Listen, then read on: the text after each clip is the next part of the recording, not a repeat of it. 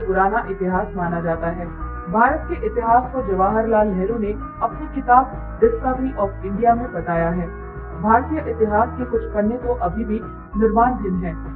भारतीय इतिहास को मानव प्रजाति होमो सेपियंस के समय से माना जाता है, जो आज से 75,000 साल पुराने हैं।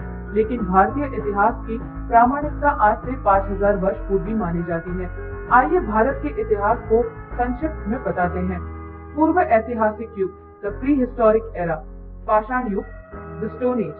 दोस्तों, जैसा कि हमने बचपन की किताबों में पाषाण युग के बारे में पढ़ा है कि इस युग में मानव ने पत्थरों से औजारों को बनाने की कला सीख ली थी। पाषाण युग अनुमानित 5 लाख से 2 लाख वर्ष पूर्व बताया जाता है। इसके प्रमाण मध्य भारत की नर्मदा घाटी के नजदीक पाए गए थे। भारत के इतिहास की प्रामाणिकता के कुछ नमूने तमिलनाडु में मिले हैं और इसकी प्रामाणिकता को 75,000 वर्ष पूर्व माना जाता है, जब यहाँ पर एक ज्वालामुखी विस्फोट हुआ था। ताम्र युग, ब्रॉन्ज एज। ताम्र युग का आरंभ 3300 ईस्वी पूर्व माना जाता है, जिसे सिंधु घाटी सभ्यता भी कहते हैं। सिंधु घाटी सभ्यता का केंद्र सिंधु नदी को माना जाता है, जो घाघर घाटी, यमुना नदी, गुजरात और अफगानिस्तान तक फैली हुई थी। इसके बाद इस सभ्यता का फैलाव भारत के गुजरात, हरियाणा, पंजाब और राजस्थान प्रांत और पाकिस्तान के सिंध, पंजाब और बलूचिस्तान तक फैल गया था। सिंधु घाटी सभ्यता को मेसोपोटामिया और प्राचीन मिस्र की सभ्यताओं के साथ विश्व की सबसे पुरानी सभ्यताओं में एक माना जाता है। सिंधु घाटी सभ्यता के निवासियों हड़प्पा ने धातु कर्म की नई तकनीकों को हस्तशिल्प और धातुओं यानी कि तांबा, पीतल, सीसा और जस्ता का उत्पादन शुरू कर दिया था। सिंधु घाटी सभ्यता का विकास 2600 ईस्वी पूर्व से 1900 ईस्वी पूर्व हुआ। इसका केंद्र वर्तमान भारत के धोलावीरा, कालीबंगा और पाकिस्तान के हड़प्पा, मोहनजोदड़ो को माना जाता है। इस सभ्यता ने ईंटों से घर बनाना, सड़क के किनारे नालियां बनाना और बहुमंजिली इमारत बनाने की कला सीख ली थी। 1700 ईस्वी पूर्व के अंत तक सिंधु घाटी सभ्यता का अंत शुरू हो गया और धीरे धीरे ये सभ्यता लुप्त हो गई। ऐतिहासिक काल, अर्ली हिस्टोरिक पीरियड। वैदिक काल। वैदिक काल का समय 1750 ईस्वी पूर्व से 500 ईस्वी पूर्व माना जाता है। वैदिक काल का निर्माण आर्य सभ्यता से शुरू हुआ था, जिसमें हिंदू धर्म के वेदों को वर्णित किया गया। मौजूदा ग्रंथों में वेद सबसे पुराना ग्रंथ माना जाता है। इतिहासकारों ने वैदिक सभ्यता को पंजाब क्षेत्र और गंगा के मैदानों तक फैला हुआ माना था। अथर्ववेद के समय में पीपल के पेड़ और गाय को पवित्र माना जाता था। वैदिक काल में ही धर्म और कर्म की अवधारणाएं भारतीय सभ्यता में आई थी। ऋग्वेद को वेदों में सबसे पुराना ग्रंथ माना जाता है, जो कि ईसा से 2री सदी पूर्व तक का माना जाता है। वैदिक काल में आर्य समाज को सबसे जनजाति माना जाता था, क्योंकि उस समय हड़प्पा संस्कृति लुप्त हो चुकी थी। ऋग्वेदिक काल के अंत तक आर्य समाज का विस्तार होना शुरू हो गया था, जो कि भारत के पश्चिमोत्तर इलाके से लेकर गंगा के मैदानों तक फैला हुआ था। इस दौर में वर्णों का बनना शुरू हो गया था और उसी वर्ण व्यवस्था के आधार पर उन्होंने समाज का विभाजन करना शुरू कर दिया था। इस काल में खेती का महत्व बहुत ज्यादा बढ़ गया था। इस काल में दूसरे छोटी छोटी जनजातियों ने भी संगठित होकर राजतंत्रीय व्यवस्था प्रारंभ कर दी थी। वैदिक काल के दौरान ही संस्कृत भाषा का जन्म हुआ और संस्कृत ग्रंथों से हिंदू देवी देवताओं के महत्व को जानना शुरू किया। वैदिक काल में कुरु साम्राज्य को सबसे पहला प्रांतीय साम्राज्य माना जाता है, जिसकी शुरुआत 1200 ईस्वी पूर्व से 800 ईसा पूर्व में लौह युग की शुरुआत में माना जाता है।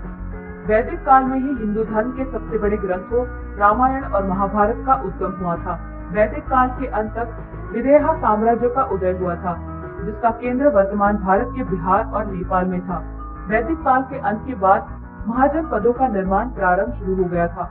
महाजनपद 800 ईसा पूर्व से 200 ईसा पूर्व तक जैन और बौद्ध धर्मों का निर्माण हुआ था और उपनिषद लिखे गए थे। 500 ईसा पूर्व के समय को दूसरा शहरीकरण कहा जाता है। इसी काल में मौर्य साम्राज्य का उदय हुआ था। 500 ईसा पूर्व में 16 राजतंत्र और गणराज्यों को मिलाकर महाजनपद कहा जाता था, जिसमें काशी, वाराणसी, कौशल, श्रावस्ती, अंग, चंपानगरी, मगध, वज्जी, मल्ल, छेदी, वत्स, कुरु, पांचाल, मत्स्य, शूरसेन, अश्मक, अवंती, गांधार और कंबोज जनपद आते थे।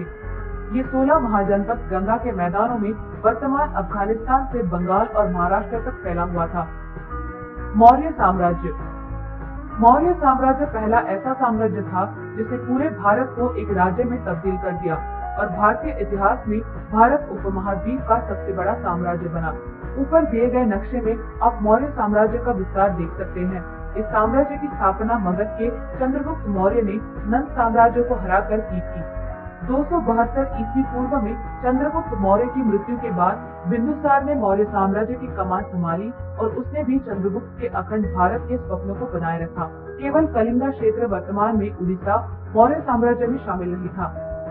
शुंग साम्राज्य 187 ईसा पूर्व से शुंग साम्राज्य ने भारत उपमहाद्वीप के कई इलाकों पर अपना आधिपत्य कर लिया था। पुष्यमित्र शुंग ने मौर्य साम्राज्य के अंतिम शासक को मारकर इस साम्राज्य की स्थापना की। पुष्यमित्र शुंग ने 36 वर्ष तक शासन किया और उसके पुत्र अग्निमित्र ने इस साम्राज्य को संभाला। शुंग साम्राज्य पर 10 शासकों ने राज किया और कई युद्ध जीते। उन्होंने कलिंग, सातवाहन, यूनानी, पांचालों और मथुरा शासकों को पराजित किया था। इनके शासन में शिक्षा का भी विकास हुआ था और कई इमारतें जैसे सांची का स्तूप बनवाई। कुषाण साम्राज्य। कुषाण साम्राज्य का उदय वर्तमान अफगानिस्तान से शुरू हुआ था, जिसके प्रथम राजा कुजुला कदुफेसिस ने पहली सदी ईस्वी पूर्व के मध्य में भारत में कूच किया। ये भारतीय यूरोपीय लोगों के मिश्रण वाले शासक थे। राजा कुजुला के पोते कनिष्क ने उत्तरी भारत के काफी हिस्से पर अपना आधिपत्य कर लिया था, जिसमें साकेत, पाटलिपुत्र, गंगा के मैदान और बंगाल की खाड़ी आते थे। इन्होंने मध्य एशिया और चीन तक बौद्ध धर्म का प्रचार किया। अशोक के बाद कनिष्क ऐसा पहला भारतीय शासक था जिसने बौद्ध धर्म का महत्व समझकर उसका विस्तार किया। गुप्त साम्राज्य। भारत के इतिहास का स्वर्ण युग कहा जाने वाला साम्राज्य गुप्त साम्राज्य था, जिन्होंने भारत के राज्यों को फिर से संगठित किया। इस साम्राज्य की स्थापना चंद्रगुप्त प्रथम ने की थी। चंद्रगुप्त प्रथम के बाद समुद्रगुप्त, चंद्रगुप्त द्वितीय, कुमारगुप्त प्रथम और स्कंदगुप्त जैसे शासकों ने इस साम्राज्य की कमान संभाली और भारत के इतिहास को विकास की ओर ले गई। इस युग में विज्ञान, तकनीक, कला, गणित, धर्म, दर्शन शास्त्र और खगोल शास्त्र का उदय हुआ। इसी युग में शून्य का आविष्कार हुआ था। बाकी इससे पहले केवल 1 से 9 तक अंक होते थे। हर्ष साम्राज्य। हर्षवर्धन ने 606 ईस्वी से 647 ईस्वी तक उत्तरी भारत के कई हिस्सों पर राज किया। हर्ष वर्तमान हरियाणा के प्रभाकर वर्धन के बेटे और राजवर्धन के छोटे भाई थे।